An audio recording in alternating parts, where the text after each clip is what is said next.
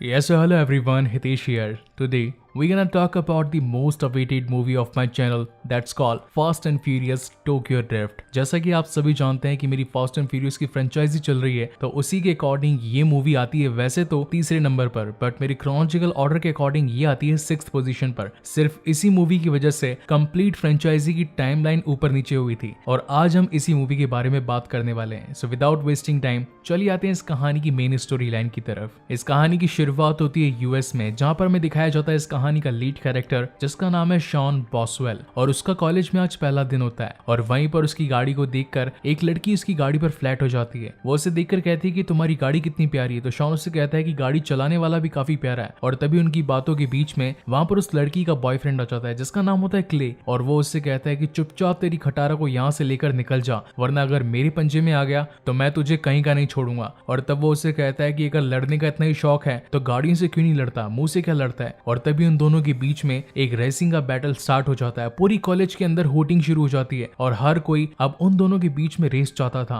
और इसी के साथ अब क्ले और साथ ही शॉन के बीच में एक तगड़ी रेसिंग होना स्टार्ट हो जाती है। और अब क्योंकि वो लड़की क्ले की गर्लफ्रेंड थी तो वो उसी के साथ ही होती है और अब उन दोनों के बीच में शानदार रेसिंग हमें दिखाई जाती है। लेकिन शॉन जिसे गाड़ियां चलाने का काफी शौक था और इसी के साथ ही उसे गाड़ियां रिपेयर करना भी काफी अच्छे तरीके से आता था, इसीलिए वो अपनी बेकार सी खटारा गाड़ी में भी उसकी फरारी कार को टक्कर दे रहा था। काफी चलने वाली एक शानदार रेसिंग के बाद में जब शॉन को आगे से रास्ता नहीं मिलता तो वो अपनी गाड़ी को उड़ाता हुआ एक बिल्डिंग को तबाह करते हुए वहां से निकल जाता है। लेकिन इसी चक्कर के अंदर वो अपनी गाड़ी से कंट्रोल खो बैठता है और दोनों की ही गाड़ियां आपस में टकरा जाती है और इसी चक्कर में अब उनकी सारी हड्डी पसली एक हो जाती है। जब ये सारी बात स्कूल में पता चलती है तो अब उन तीनों के ऊपर लीगल एक्शन की बात आ चुकी होती है। वहीं पर उन तीनों का चेहरा देखने लायक था, खास करके तो शॉन का जिसके दांत तो पूरे टूटे हुए लग रहे थे। इसकी शक्ल देखकर तो मुझे भूल भुलैया कि अक्षय कुमार की याद आ गई जब उसने अपना सीरियस से फनी रिएक्शन चेंज किया था। वहीं पर अब शॉन को प्रिंसिपल केबिन में बुलाया जाता है और एक पुलिस वाला भी वहां पर होता है। तब वहां पर वो उसे कहता है कि तुमने एक गाड़ी का एक्सीडेंट किया है, वो लोग तो अमीर हैं मगर तुम गरीब हो, अब किसी न किसी को तो जेल में जाना ही पड़ेगा, तो वो क्यों ना तुम हो। और तभी उसे बचाने के लिए उसकी मॉम वहां पर आ जाती है और वो उस ऑफिसर से बात करने लगती है। वो उसे कहती है कि हम इस शहर में नए हैं, हम वैसे तो यहाँ पर किसी को जानते नहीं है, मगर हम सब कुछ सही कर देंगे और जो भी हर्जाना हुआ है उसे भी भुगत देंगे। और इसी के साथ ही अब वो उसे छोड़ देता है। बाहर आकर शॉन की मॉम उससे कहती है कि अब तुम यहाँ पर नहीं रहोगे, मैं तुम्हें तुम्हारे पापा के पास भेज दूंगी। और फिर सीन शिफ्ट होता है प्लेन में, जहाँ पर अब शॉन निकल पड़ा होता है टोक्यो के लिए और वहीं से हमें नजारा दिखाया जाता है टोक्यो का। लंबी साफ सुथरी सड़कें और चमकदार इमारतें, यही है टोक्यो की पहचान जो कि जापान में स्थित है। और इसी के साथ ही अब शॉन पहुंच जाता है अपने पिता के घर पर। उसके फादर उसे देखकर खासा खुश तो नहीं होते और वो उसे कहते हैं कि मुझे तो लगा कि तुम शायद कल आने वाले हो, क्योंकि अमेरिका और टोक्यो के टाइम में थोड़ा डिफरेंस है ना। और तब शॉन कहता है कि कोई बात नहीं, गलतियां तो इंसान से होती है। और साथ ही उनकी बातों से हमें ये भी पता चलता है कि उनके फादर आर्मी में है। वहीं से शुरुआत होती है अगले दिन की, जहां पर अब शॉन के पिता ने शॉन के लिए यहीं पर टोक्यो में एक खास स्कूल के अंदर उसका एडमिशन करवा दिया था। और अब स्कूल की ड्रेस पहनकर सीधा शॉन पहुंच जाता है टोक्यो की गलियों में और ढूंढता फिरता फाइनली अपनी स्कूल में पहुंच ही जाता है। हालांकि उसे रूम ढूंढने में थोड़ी सी प्रॉब्लम तो होती है, लेकिन उसे वो रूम भी मिल जाता है। वहां पहुंचने पर उसकी टीचर बार बार उस पर चिल्लाने लगती है, तो वो सोचता है कि आखिर ये बोल क्या रही है। वहीं पर एक लड़की भी बैठी होती है जिसका नाम होता है नीला। हालांकि वो कोई चाइनीज तो नहीं होती है, लेकिन फिर भी उसे चाइनीज समझ में आती है। और तब वो उसे कहती है कि वो तुम्हारे शूज के बारे में कह रही है। वाकाबी यानी कि शूज, टोक्यो के अंदर स्कूल के शूज पहनकर बैठे जाते हैं, ना कि नॉर्मल शूज। क्लास खत्म हो जाने के बाद में अब टाइम आता है इंटरवल का, जहां पर सभी बच्चे बैठकर आपस में अपना लंच कर रहे होते हैं। और वहीं पर उसकी मुलाकात होती है इस कहानी के एक और कैरेक्टर से जिसका नाम है ट्विंकी। और ट्विंकी वहां पर आकर उससे कहता है कि तुम भी एक आर्मी सोल्जर के बेटे हो और इसी के साथ मैं भी एक आर्मी सोल्जर का बेटा हूँ, तुम मुझसे जो भी चाहो मांग सकते हो, मेरे पास में खाने पीने की चीजों से लेकर पहनने तक से लेकर गाड़ियों के हर सामान अवेलेबल है, तुम्हें जो चीज चाहिए तुम मुझसे मांग सकते हो, वो भी बिल्कुल कम दामों पर। तब वहां पर शॉन कहता है कि मेरे पास में इतने पैसे नहीं है कि मैं तुमसे भी खरीदारी कर सकूं, और भला यही है कि तुम मुझे अकेला छोड़ दो। एक स्टीयरिंग निकलता है और जैसे ही शॉन उसे देखता है तो उसे समझ में आता है कि ये स्टीयरिंग तो नॉस की यूज में आता है, यानी कि नाइट्रिक ऑक्साइड सिस्टम की यूज में। तो वो उसे कहता है कि क्या तुम मुझे ये स्टीयरिंग देना पसंद करोगे। तो वो कहता है कि नहीं, ये तो मेरी फेवरेट कार का फेवरेट स्टीयरिंग है और मैं इसे किसी को नहीं देता। तो वो उसे कहता है कि क्या तुम्हारे पास कार भी है, क्या तुम मुझे दिखाओगे। और वहीं से स्कूल खत्म हो जाने के बाद में ट्विंकी उसे अपनी कार दिखाता है। कई कार चेंज हो जाने के बाद में अब उनके सामने आती है एक ग्रीन कलर की कार जिस पर हल्का मुक्का बना होता है। ट्विंकी बताता है कि मैंने इस कार पर काफी काम किया है, इसके अंदर अच्छा खासा पिस्टन सिस्टम है और साथ ही फास्ट चेंज होने वाले गियर्स। इस गाड़ी के साथ अगर रेस करोगे तो मजा ही आ जाएगा। और जैसा कि फास्ट एंड फ्यूरियस सीरीज की ये टैगलाइन है, यानी कि लड़कियां, दारू, पार्टी और रेसेस होना तो बिल्कुल कंपलसरी है। और इसी के साथ अब शॉन और ट्विंकी पहुंच जाते हैं टोक्यो की एक रेसिंग बैटल में। और वहीं पर मेरा सबसे फेवरेट गाना इस मूवी का आता है। If you know that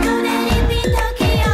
If you seen it, then you mean it, then you know you have. जहाँ पर उनकी मुलाकात नीला से भी होती है। और जब वहाँ पर शॉन नीला से बात कर रहा होता है तभी वहाँ पर नीला का बॉयफ्रेंड डीके आ जाता है। डीके का मतलब है ड्रिफ्ट किंग और उसका ओरिजिनल नेम होता है टकेशी। उन दोनों के बीच में गर्मा गर्मी हो जाती है। तो वहाँ पर शॉन कहता है कि जापानीज में क्या बोल रहे हो, अगर लड़ना है तो इंग्लिश में लड़ो, और यहाँ तक कि अगर तुम में दम है तो मुझसे रेस लगा कर बताओ। ये सारी बातें वहाँ पर बैठा हान भी देख रहा होता है कि इस लड़के में काफी दम है। उस वक्त तक शॉन के पास में गाड़ी नहीं होती है, इसलिए वो सोचता है कि वो रेस को कैंसिल कर दे, मगर तभी वहाँ पर बीच में आ जाता है हान और उसे कहता है कि लो ये लो चाबी और तुम मेरी गाड़ी चलाओ। तब ट्विंकी उसे कहता है कि ये तो हान की मोनालिसा है, ये गाड़ी ऐसे चलती है जैसे मानो हवा से बातें करती हो। और इसी के बाद ही अब उन दोनों के बीच में स्टार्ट होने वाली होती है एक शानदार race. And then 3, 2, 1 race begin. उन दोनों के बीच में एक शानदार रेस होना शुरू हो जाती है। लेकिन जैसा कि नाम है टोक्यो ड्रिफ्ट, इस मूवी के अंदर जब तक ड्रिफ्ट ना हो तब तक ये मूवी अपने नाम को जस्टिफाई नहीं कर पाएगी। और इसी के साथ ही अब टकेशी अपनी जो ड्रिफ्ट किंग वाली पावर है, यानी कि वो जितनी अच्छी तरीके से ड्रिफ्ट मार सकता है, सारी मारता हुआ उस बेसमेंट से उस पूरी की पूरी बिल्डिंग के टॉप तक पहुंचने की कोशिश करता है। अब क्योंकि शॉन के साथ ये पहली बार था कि उसे ड्रिफ्ट करके इस पूरे बेसमेंट के सबसे टॉप पर पहुंचना था, आज से पहले उसने कभी ड्रिफ्ट करी ही नहीं थी। इसी वजह से वो न्यू ब्रांड हान की गाड़ी की बैंड बजा देता है, काफी बार दीवारों से टकराता है और काफी बार गाड़ी की ऐसी की तैसी करता है। और जब फाइनली जाकर ये रेस खत्म होती है तो डीके तो जीत जाता है, वहीं पर अब हान की गाड़ी की ऐसी की तैसी हो चुकी होती है। हालांकि नीला उससे प्यार तो नहीं करती, लेकिन उसके ऊपर उसके कई सारे कर्ज थे, इसीलिए वो उसके साथ चली जाती है। अब रात को शॉन को घर पहुंचने में देरी हो चुकी थी, तो उसके पिता उस पर काफी ज्यादा चिल्लाते हैं और कहते हैं कि आखिर तुम कहाँ गए थे। तो वो कहता है कि पापा मेरी एक्स्ट्रा क्लासेस थी, इसी वजह से मैं लेट हो गया, मगर कल से मैं लेट नहीं आऊंगा। और अगले दिन जब वो स्कूल पहुंचता है तो स्कूल के खत्म हो जाने के बाद में हान उसका बाहर वेट कर रहा होता है। तो शॉन आकर उससे कहता है कि तुम टेंशन मत लो, मैं तुम्हारे सारे पैसे चुका दूंगा, मगर अभी मेरे पास पैसे नहीं है। तो हान उससे कहता है कि मैं तुमसे पैसा नहीं मांग रहा हूँ, मैं तो बस तुम्हारा टाइम चाहता हूँ, मैं चाहता हूँ कि तुम मेरे लिए काम करो। और वो उसे अपने काम के लिए एक जने से पैसे मंगवाने के लिए एक बाथटब की पूरी कंपनी में भेज देता है। वहां पर काफी सारे लोग नंगे नहा रहे थे और तभी एक मोटे आदमी से जैसे ही शॉन उससे पैसे मांगता है तो वो उसे वहीं ठोक बजाकर बाहर भेज देता है। लेकिन फिर भी शॉन हार नहीं मानता और आखिरकार उससे पैसे लेकर आई जाता है और लाकर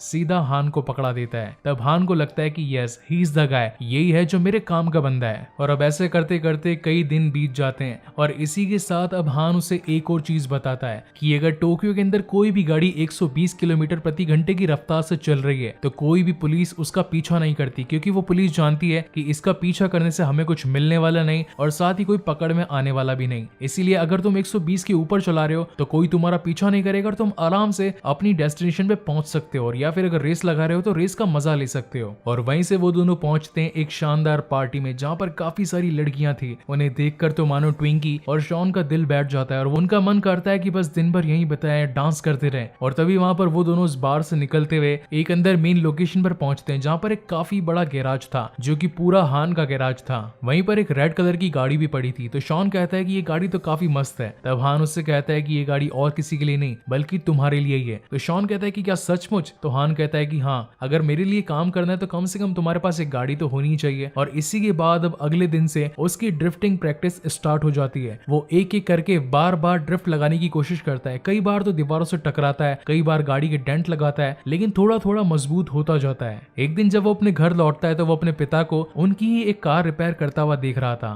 तो वो उनसे पूछता है कि क्या आपने कभी इस कार को ड्राइव किया है? तो उसके पिता कहते हैं कि नहीं, कभी मौका नहीं मिला, लेकिन कभी अगर मौका मिलेगा तो जरूर ड्राइव करूंगा। लेकिन अभी इसके इंजन में काफी काम करना बाकी है, ये काफी ज्यादा पुराना हो चुका है और इसे न्यू खरीदने के अभी मेरे पास पैसे नहीं है। वहीं अगले दिन जब शॉन स्कूल में पहुंचता है तो उसे पता चलता है कि उसके बेस्ट फ्रेंड ट्विंकी की धुलाई हो रही है और ट्विंकी की धुलाई और कोई नहीं बल्कि डीके का एक छोटा बेस्ट फ्रेंड कर रहा होता है। और वहीं पर उन दोनों को रोकने के लिए पहुंच जाता है शॉन और वो उससे कहता है कि आखिर तुम इसे क्यों मार रहे हो? अगर तुम्हें कुछ कहना है तो मुझसे आकर बात करो। उन दोनों की फाइट होने ही वाली थी, मगर तभी वहां पर नीला पहुंच जाती है और वो उससे कहती है कि फालतू में लोगों के मुंह मत लगो, ये अंडरवर्ल्ड और माफिया से जुड़े लोग हैं और अगर अपनी भलाई चाहते हो तो कभी इनके मुंह मत लगना। वहीं शाम को शॉन मिलता है हान से और वो उससे कहता है कि तुम तो ड्रिफ्ट काफी अच्छे तरीके से जानते हो, तो तुमने कभी डीके के साथ में रेस क्यों नहीं लगाई? तो हान उससे कहता है कि गाड़ी चलाना मेरा शौक है, मैं कभी इसे अपने फायदे के लिए इस्तेमाल नहीं करता। अगर तुम्हें देखना है कि मैं किस तरीके से गाड़ी चलाता हूँ तो जस्ट वेट एंड वॉच। और तभी वहां पर हमें दिखाया जाता है कि रोड के बीच में एक गाड़ी खड़ी होती है जिसके अंदर दो ब्यूटीफुल सी लड़कियां बैठी होती है और तभी वहां पर हान अपनी स्किल्स को दिखाता हुआ अपनी गाड़ी को पूरी तरीके से ड्रिफ्ट करने लगता है, उसे गोल गोल घुमाने लगता है और ऐसी शानदार स्किल्स को देखकर वो दोनों लड़कियां तो बिल्कुल इस पर मानो फिदा हो जाती है और वहीं से वो दोनों लड़कियां अपना नंबर हान को दे देती है और वहां से चली जाती है। और अब इस शानदार ड्रिफ्टिंग को देख लेने के बाद में अब शॉन भी चाहता था कि वो हान के साथ में प्रैक्टिस करे और इसी के साथ ही अब वो पहाड़ों पर यहाँ तक कि बेसमेंट के अंदर अब वो इसी के साथ के अंदर प्रैक्टिस करना शुरू कर देता है और अपनी स्किल्स को किस तरीके से एनहेंस्ड किया जा सके उस पर पूरी तरीके से फोकस कर लेता है। ये सारी चीजें वहां पर बैठी नीला भी देख रही थी और अब नीला चाहती थी कि वो ड्रिफ्टिंग की असली डेप्थ को जाने और इसीलिए वो शॉन को लेकर पहुंच जाती है टोक्यो के पहाड़ों पर और वो उसे बताती है कि ये पहाड़ी है जहाँ पर हर किसी ने लाइफ की पहली ड्रिफ्ट करी थी। मैं जब छोटी थी तो मैं यहाँ पर कई बार आया करती थी और मैंने भी अपनी ड्रिफ्टिंग यहीं से सीखी है। मैं चाहती हूँ कि तुम यहाँ पर प्रैक्टिस करो ताकि तुम्हारी स्किल्स काफी ज्यादा बेटर हो सके। और वो दोनों वहां पर एक क्वालिटी टाइम स्पेंड भी करते हैं। वहीं अगले दिन जब सुबह सुबह शॉन अपनी प्रैक्टिस कर रहा होता है तभी वहां पर उसके गैराज में पहुंच जाता है डीके और वो एक मिला के मुक्का जड़ देता है शॉन के मुंह पे। उसके मुंह से खून बहने लगता है तो हान उसे कहता है कि तुम यहाँ पर क्यों आए हो, क्या हुआ है? तो वहां पर डीके शॉन से कहता है कि मेरी गर्लफ्रेंड नीला से दूर रहना और अगर फिर से उसके करीब आए तो मैं तुम्हें जिंदा नहीं छोड़ूंगा। जब ये बात नीला को पता चलती है कि शॉन को एक मुक्का पड़ा है तो वो सीधा पहुंच जाती है डीके से लड़ने के लिए और वो उसे कहती है कि मैं जानती हूँ कि मेरे कुछ कर्ज हैं जो मैंने अभी तक नहीं चुकाए, मगर इसका मतलब ये नहीं कि जिससे मैं बात करूँ तुम उसी से लड़ने लग जाओ। ये तुमने सही नहीं किया और ये बात मुझे बिल्कुल पसंद नहीं आई। डीके से कहता है कि तुम्हारी माँ एक प्रोस्टिट्यूट थी और वो यूएस से भागकर यहाँ इस टोक्यो जगह पर आई थी और हमारी फैमिली ने ही उन्हें सहारा दिया। तुम मेरी गुलाम और हमेशा मेरी गुलाम ही रहोगी। इन दोनों की ये बातें चली रही थी तभी वहां पर टकेशी यानी कि डीके के अंकल कमाता आ जाते हैं और तब हमें पता चलता है कि कमाता इस पूरे के पूरे टोक्यो के सबसे बड़े माफिया और यहाँ तक कि अंडरग्राउंड इलीगल धंधे चलाने वाले सबसे बड़े इंसान है। डीके उन्हें देखकर सलाम करता है और साथ ही पैसे भी देता है और कहता है कि इस महीने बस इतनी ही कमाई हुई है, मगर टेंशन मत लो, अगले महीने इससे भी ज्यादा कमाई होगी। उन दोनों की ये बातें चल रही थी, इसी बीच वहां से नीला मौका पाकर भाग जाती है और सीधा पहुंचती है शॉन के पास में। अब डीके तो ये बात जानता था कि वो अभी भी यहाँ से निकली तो वो और कहीं नहीं बल्कि सीधा शॉन के पास ही गई होगी, इसीलिए वो भी अपनी गाड़ियां लेकर सीधा उसके अड्डे पर पहुंच जाता है और वहां पर लड़ाई झगड़ा करना स्टार्ट कर देता है। उसे लड़ाई झगड़ा करता देख अब वहां से हान और शॉन भागने की कोशिश करते हैं और फिर हमें दिखाई जाती है इस मूवी की one of the best drifting race जिसके अंदर शॉन के पीछे पड़ा था डीके और डीके को रोकने के लिए पड़ा था हान और वहां पर तीनों जने अपनी तेज रफ्तार गाड़ियों को टोक्यो के रोड पर ड्रिफ्ट कर रहे थे। काफी लंबे चलने वाली कार चेजिंग सीन के बाद में उनकी गाड़ी का एक बहुत ही बुरा एक्सीडेंट होता है और तब हमें पता चलता है कि लास्ट पार्ट के अंदर जो हमें एक पोस्ट क्रेडिट सीन दिखाया गया था डेकर्ड शो का, ये वही गाड़ी थी।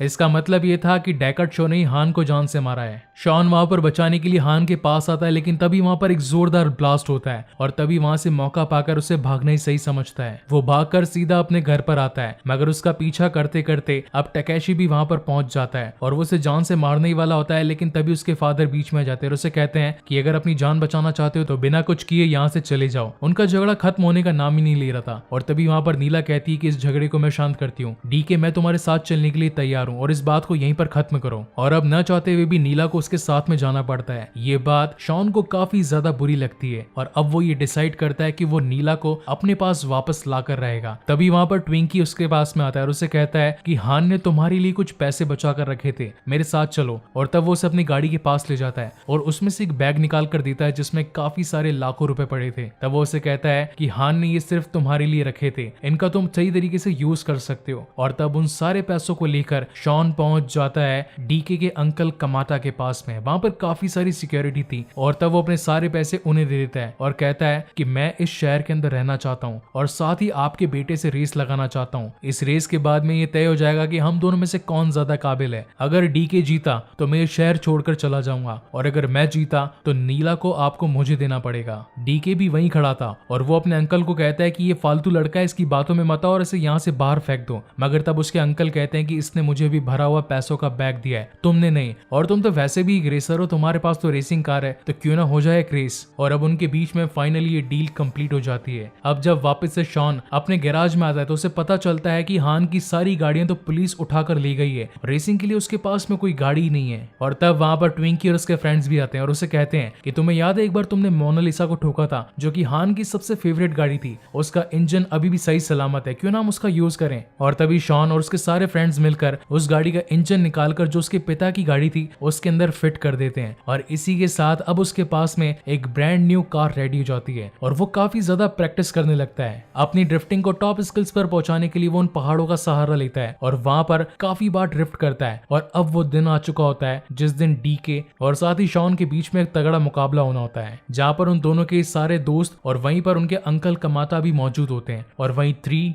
2, 1 की काउंटिंग पर उन दोनों के बीच में एक शानदार रेसिंग स्टार्ट हो जाती है। एंड एज ऑलवेज ड्रिफ्टिंग तो इसमें होनी ही थी। और इसी के साथ ही अब दोनों ही अपनी गाड़ी को ड्रिफ्ट करवा उस पहाड़ पे से सबसे जल्दी नीचे उतरने की कोशिश करते हैं, क्योंकि जो भी सबसे पहले जल्दी नीचे उतरेगा इनाम उसका होगा। एक तरफ डीके ये चाहता था कि वो अपनी ख्याति को मिटने ना दे, क्योंकि वो डीके नाम इसीलिए रखा गया था क्योंकि वो ड्रिफ्ट किंग था और अगर वो जीतता है तो उसे शॉन को इस पूरी टोक्यो से बाहर निकाल देने का मौका मिलेगा। वहीं पर अब शॉन ये सोच रहा होता है कि अगर वो इस रेस को जीत जाएगा तो डीके के मुंह पे तो तमाचा पड़ेगा ही पड़ेगा और साथ ही वो नीला को भी उसके चंगुल से छुड़वा लेगा। और इन्हीं बातों को सोचते हुए वो दोनों अपनी एक शानदार स्किल्स के साथ में वहां पर ड्रिफ्ट करने लगते हैं। कई बार तो ऐसा मोमेंट आता है जब उनमें से दोनों में से कोई एक वहां की पहाड़ियों से गिरने वाला होता है, लेकिन दोनों की स्किल्स टॉप नॉच थी और वो दोनों ही आपस में एक दूसरे का सामना करते हुए उस पहाड़ से जल्दी नीचे उतरने की कोशिश करते हैं। लेकिन इसी बीच वहां पर डीकी का बैलेंस बिगड़ जाता है और उसकी कार का बहुत ही बुरा एक्सीडेंट हो जाता है और इसी चीज का फायदा उठाते हुए अब शॉन ये रेस जीत जाता है। और अब जैसा कि रेस के रूल्स थे, जो भी जीतेगा उसे उसके मुताबिक जो इच्छाएं थी वो मिलने वाली थी। और जैसा कि शॉन ने अब नीला को मांगा तो अब नीला उसके पास हो जाती है और इसी के साथ ही अब उसे डीके का टाइटल भी मिल चुका होता है, डीके यानी कि ड्रिफ्ट किंग। वहीं पर इस मूवी की एंडिंग में अब हमें एक रेसिंग बैटल दिखाया जाता है, जहां पर अब ट्विंकी भागा भागा आता है शॉन के पास में और उसे कहता है कि कोई एक रेसर है जो तुम्हें टक्कर देना चाहता है। तो शॉन उसे कहता है कि मेरा भी रेसिंग करने का मूड नहीं है और वैसे भी मैं ड्रिफ्ट किंग को आखिर मुझसे कौन टकराएगा। और तब वो उसे कहता है कि कोई डॉम नाम का बंदा है जो कि हान को जानता था। और इस बात को सुनने के बाद में अब शॉन डॉम के साथ में रेस लगाने के लिए तैयार हो जाता है और इसी बड़े सस्पेंस के साथ में ये मूवी यहीं पर खत्म होती है। सो गाइज, आपको ये वीडियो कैसा लगा प्लीज मुझे लाइक और कमेंट करके जरूर बताइएगा और अगर पहली बार इस चैनल पर आए हैं तो इसे जरूर सब्सक्राइब भी कीजिएगा। इसके बाद में मैं इसका 7th पार्ट लेकर आने वाला हूं, जो कि मेरी सीरीज क्रोनोलॉजिकल और साथ ही इसकी फ्रेंचाइजी के 7th पार्ट के अकॉर्डिंग बिल्कुल मैच करेगी। And again guys, thank you very much for watching this video. मिलते हैं अगले वीडियो में।